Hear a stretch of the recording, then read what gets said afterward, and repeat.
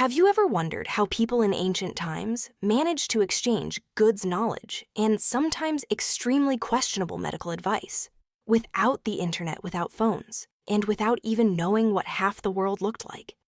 Because somehow, against all odds, civilizations that had never met still shared religions, technologies, fashion, trends, and diseases. And they did it through one of the most chaotic but strangely effective systems humans ever created: the Silk Road.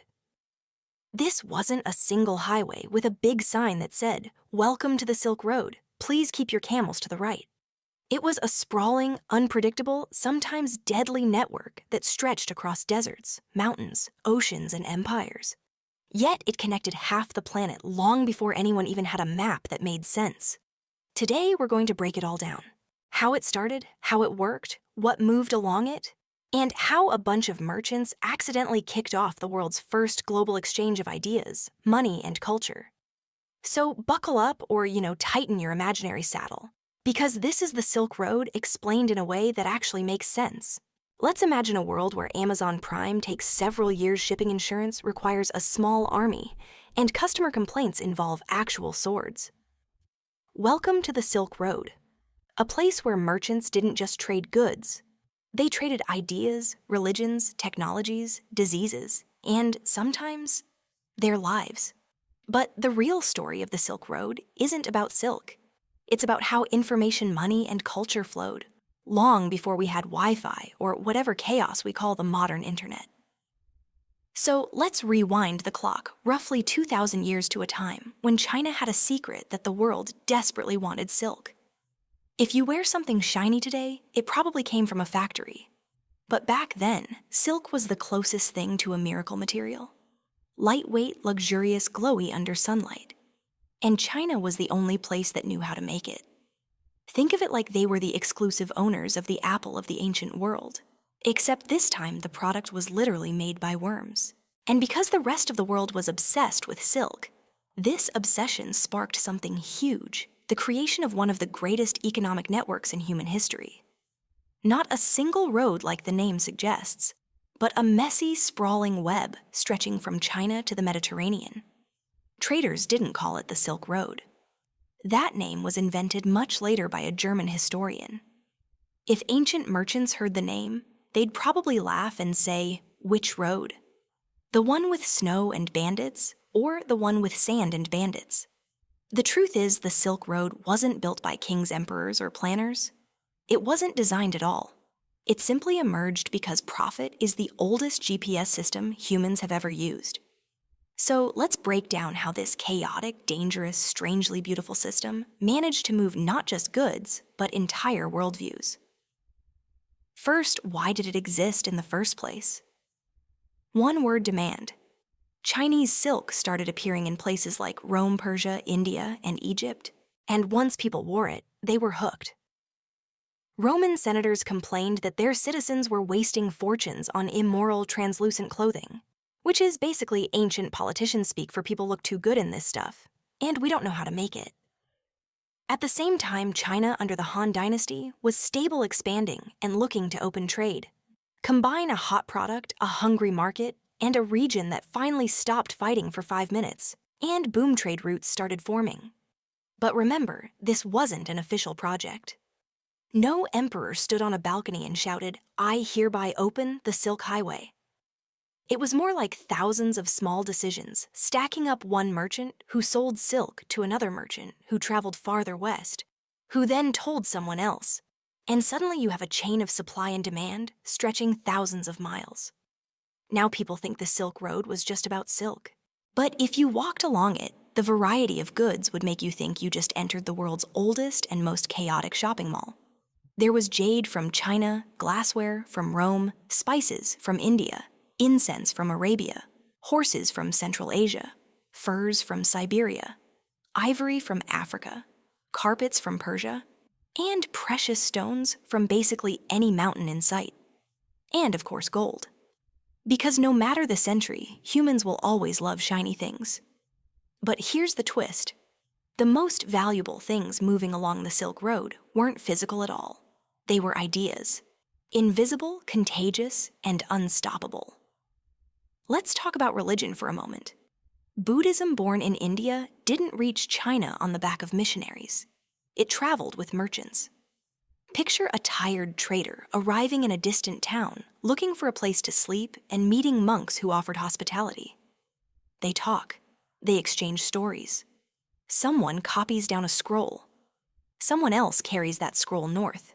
And before you know it, China becomes one of the largest Buddhist civilizations in the world. All because merchants got bored at rest stops. But Buddhism wasn't alone. Christianity, Islam, Zoroastrianism, Manichaeism. They all rode the Silk Road at some point. Ideas traveled faster than armies and lived longer than emperors. And along with religion came philosophy, astronomy, mathematics, music, and ways of organizing society. You can think of the Silk Road as the world's first multicultural group chat. Except you couldn't leave the conversation even if you wanted to. Technology moved too. Paper was invented in China, but the technique reached the Islamic world through Silk Road interactions.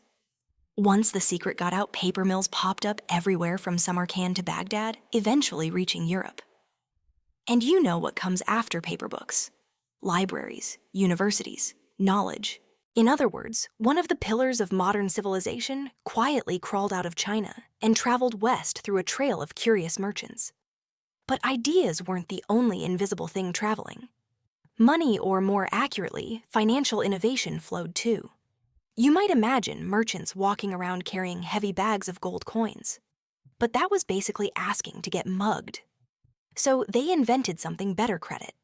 A merchant in China could deposit money with a banker, receive a paper note, and redeem that note in a distant city. No gold needed. This was basically the prototype for checks banking, and eventually the entire financial system we use today. If you've ever used a credit card and wondered where the idea came from, well, partially from desperate Silk Road merchants trying not to die. Cities along the route became financial hubs. Places like Samarkand Merv and Kashgar weren't just watering holes in the desert. They were international trading floors. People spoke dozens of languages. You could see a Persian trader haggling with an Indian spice dealer, while a Chinese silk merchant counted coins nearby. If you teleported into one of those markets today, it might feel weirdly familiar. The energy was basically Wall Street meets Dubai meets a student dorm cafeteria. But the Silk Road wasn't just about land routes. The sea played an equally important role. Maritime routes across the Indian Ocean connected China to Southeast Asia, India, the Arabian Peninsula, and East Africa. This system was powered by monsoon winds, predictable seasonal winds that made sailing possible. Imagine the ocean having a built-in return trip button.